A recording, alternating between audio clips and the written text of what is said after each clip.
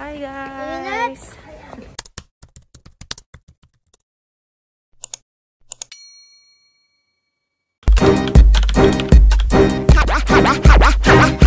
Heels on my tippies. Dough say ain't Gabbana, that's on my titties. How me bet.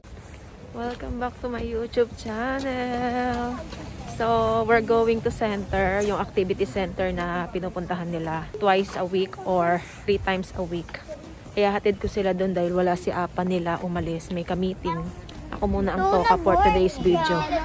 Yan, punta po kami ng center dahil gagawa daw po sila ng Christmas cake. Today is December 24. Let's go! Sabi ni Daddy. So, from our house, walking distance lang din yung center sa bahay namin. 5 to 10 minutes or minsan wala pang 10 minutes. Depende sa paglalakad mo kung mabagal ka or mabilis. So, hindi ko alam kung anong ganap later. Kung magdi-dinner ba tayo para sa Noche Buena. Media Noche ba yun? Yung bago mag-Christmas. Kasi 24 ngayon ng December. Hindi ko alam kung anong ganap ni Daddy Kang. Dahil feeling ko wala naman siyang plano. Pero pipilitin ko siya. Hindi pwedeng wala tayong ganap for today's video.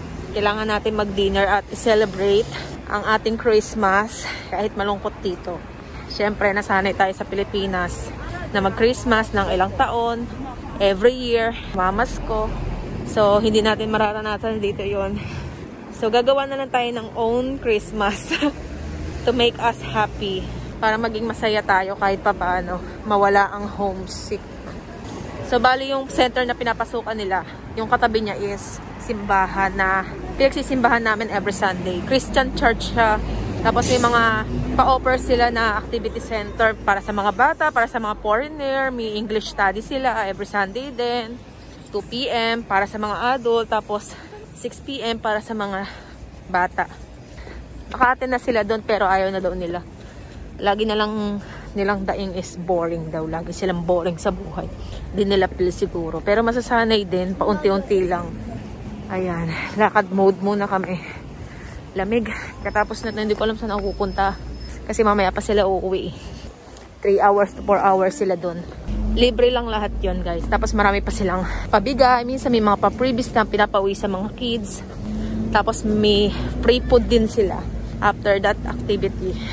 Meron silang pakain. Rice, tsaka maraming ulam. Ayan, dito tayo dumadaan. Every Sunday dito kami nagpupunta sa church na yan. Christian church. Malapit lang sa bahay namin. Pero dahil hindi pa sila sanay, gusto nila magpahatid. Kaya hatid ko sila. Let's go. Lamig.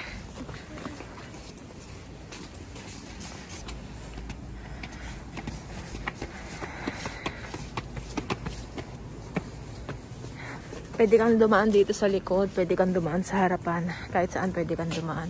No, not there. Dito. You forgot again. Hindi tayo aatin ng misa. So, bali itong first floor na to ginagawa pa. Siguro gawing coffee shop.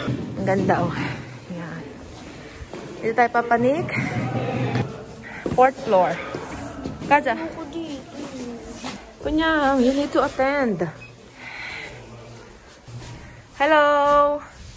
Hi. Hello. Hello to my vlog. Hi.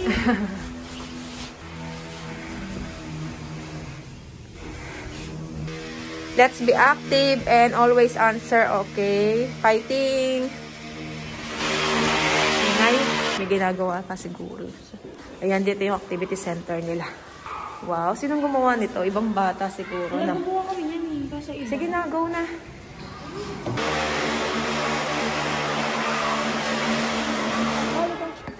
Nasaya! Nasaya!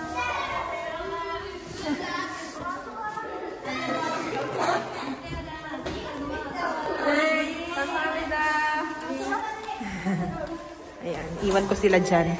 3 hours sila dyan to 4 hours. So ngayon, me time naman. Hindi ko alam kung saan ako pupunta.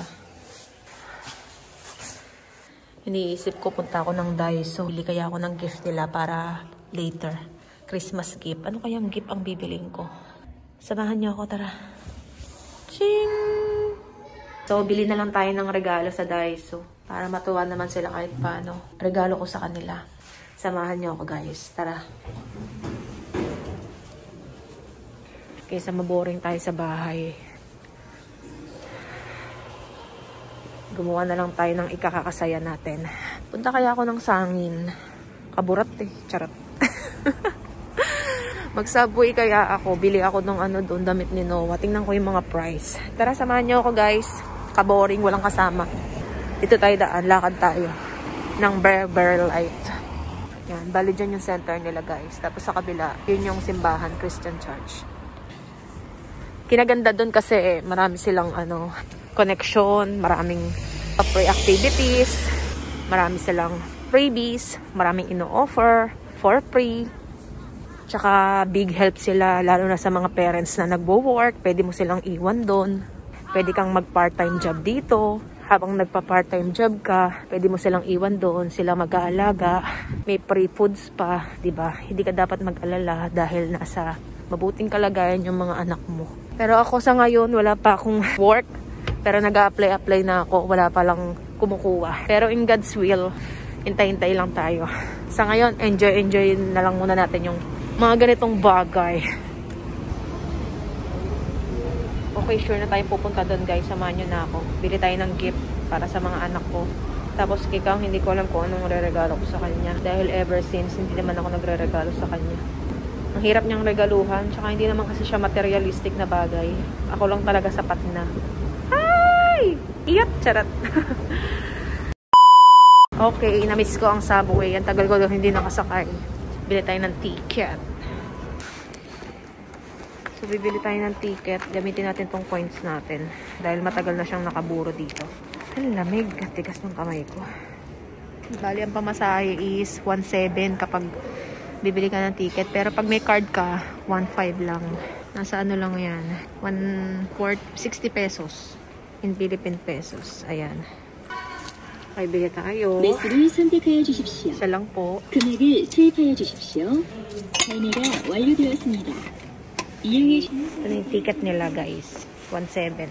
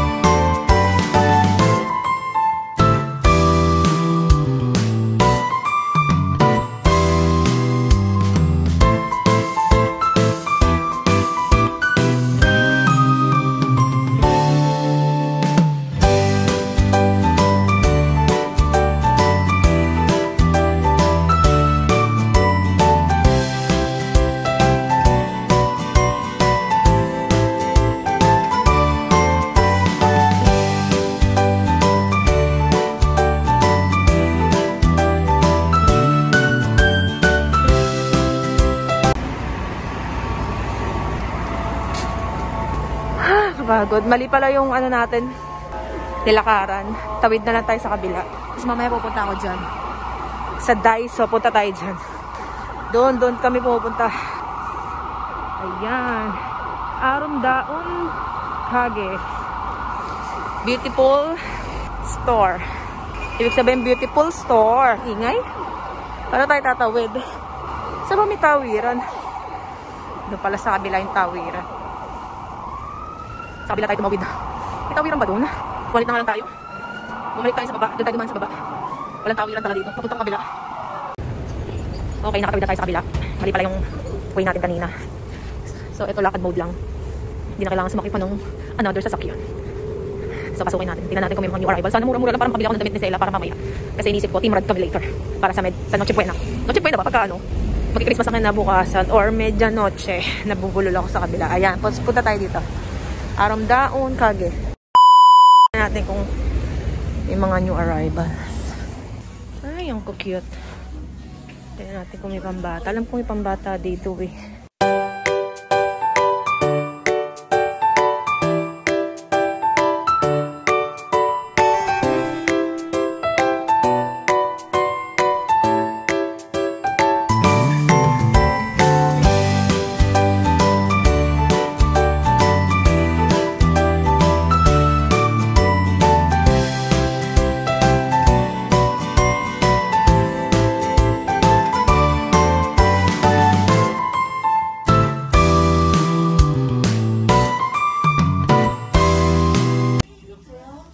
mga pants din sila dito guys. Adult, pang kids, may mga accessories, may mga utensil, kasangkapan pang kitchen, mga abubot, may mga shoes, mga underwear, mix. Nakarami nakita ko dito boots. Kaso nawala na, syempre ang tagal na nun. Last 2 months pa yun, wala na. At para binili ko na, sabi ko na pag may gusto kang bilhin mo na. Kasi pagbalik mo wala na. Kaloka. Cute nito kaso ang laki masyado. Baka mapuna na naman ako ni Blanc. Manon lang, mura. Ano size to? 235, kaso 7 lang size niya. 240 ako Sayang, ganda pa naman. Try din natin hanapan si Asing. Kasi yung panganay ko, dadalawa lang pinagpipili ang damit Kung gusto nyong bumili ng mga mura-murang second-hand store guys, dito pwede kayong pumunta. Sasangin lang to. Mas mura dito kaysa sa iba. Magaganda pa quality Ay Asing yung mura-mura. Ito magkano to? Pagkasya sa akin, kasya na sa kanya. Check tayo. Okay, nagka-idea na ako. Dahil nga bibili dapat tayo sa Daiso ng re-regalo sa kanila. Dito na lang tayo bumili ng re-regalo. Para hindi doble gastos. Ito na lang ang re-regalo ko sa kanila. Diba? Damit na lang. Total gusto rin naman nila ng damit. Lalo si Noah nagpapabili sa akin. Ito na lang regalo natin sa kanila. 13.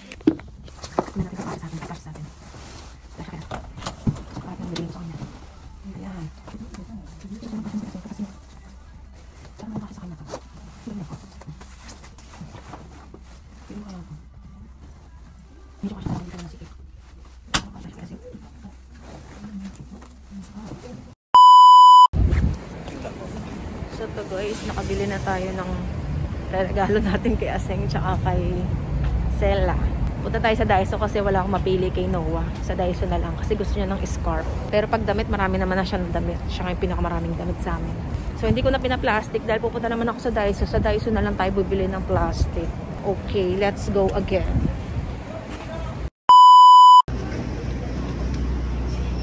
Sa Daiso para bumili ng scarf ni Noah. Ireregalo natin sa kanya. Kaya kuha tayo basket.